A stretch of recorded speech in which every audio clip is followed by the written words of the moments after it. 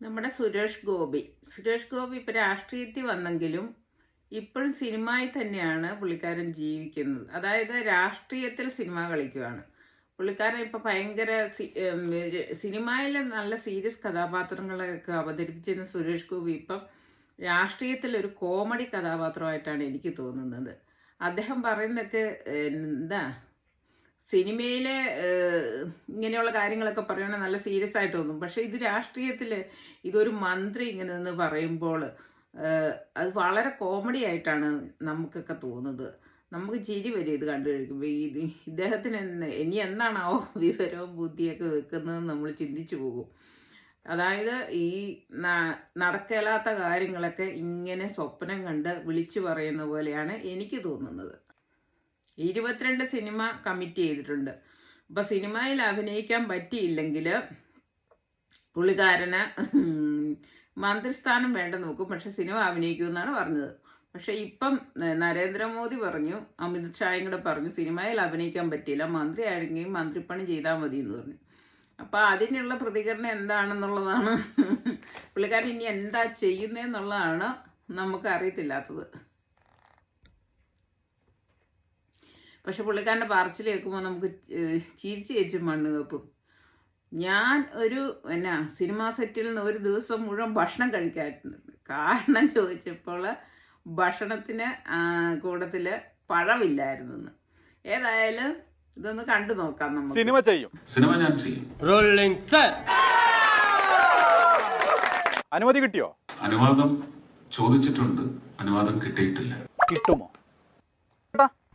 ഈ രാജഭരണകാലത്ത് എന്താണ് പ്രജകളോട് അഭ്യർത്ഥിക്കാനുള്ളത്? പ്രജാരാജ്യത്തിന് വേണ്ടി പ്രവർത്തിക്കുന്ന ഒരു രാഷ്ട്രീയ പ്രത്യയശാസ്ത്രത്തെ നിങ്ങൾ പിന്തുണയ്ക്കണമെന്നാണ് എനിക്ക് അഭ്യർത്ഥിക്കാനുള്ളത്.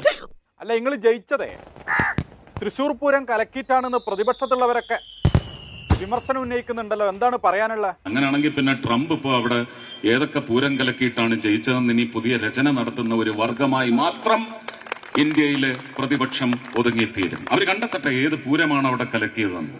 സുരേഷ് ഏട്ടനെ കാണുന്നത് ട്രംപിനെ പോലെയാണ്. നിർത്തിയവനിക്കുവാണെന്ന്.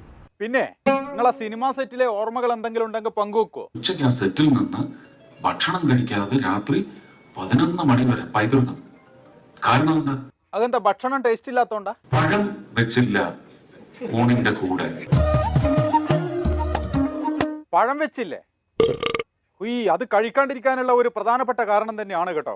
ഞാൻ പറഞ്ഞു ഇനി ഈ സെറ്റിൽ നിന്ന് ഞാൻ ഭക്ഷണം കഴിക്കില്ല. അതെന്താ അങ്ങനെ ഒരു തീരുമാനം എടുത്താളഞ്ഞ? കാരണം വൈകുന്നേരം വരെയും പഴം വന്നില്ല. പഴം തിന്നാത്തവരേ. ഇനി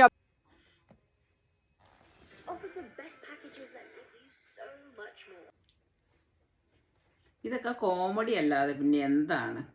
ഇതൊക്കെ ആൾക്കാർക്ക് കേട്ട് ചിരിക്കാൻ വേണ്ടിയിട്ട് ഉള്ളൊരു കാര്യം.